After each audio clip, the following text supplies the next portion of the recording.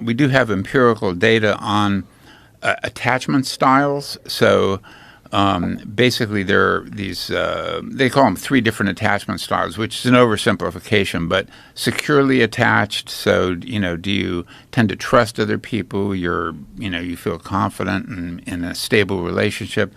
There's anxious attached, which is you're always worried your partner is going to leave you or cheat on you, or maybe you have a history of partners leaving you or cheating on you.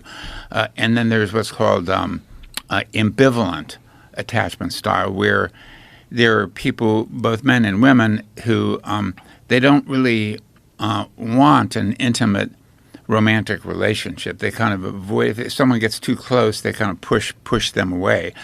And in studies of infidelity, the securely attached have the lowest rates of infidelity, and my guess probably the lowest rates of these Instagram posts or OnlyFans vocations. Whereas, and then the second is the anxious attached, but the most is in terms of infidelity rate is the avoidant attachment style.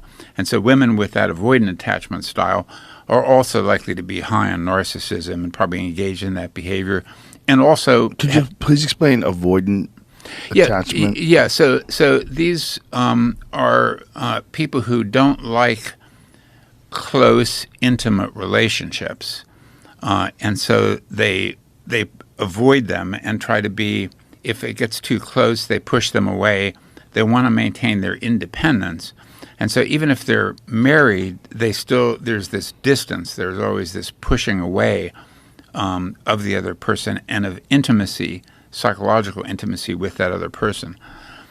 And so these are, women who are more likely to engage in short-term mating and more likely to have affairs if they're in a long-term mateship. Now, has there been studies done on those type of people? Is that because those women have experienced abusive relationships in the past and they're worried about being committed to someone because that person then starts to put restrictions on them and gets very jealous and very mean to them?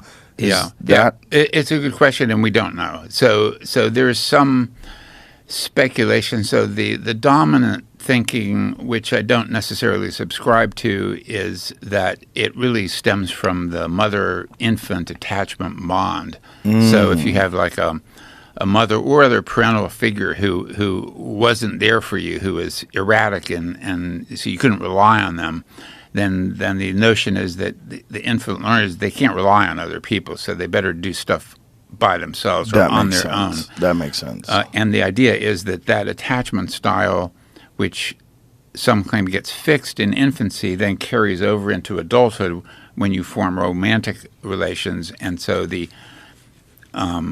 anxious or secure or ambivalent attachment style in infancy gets transported into adult. That's the theory anyway.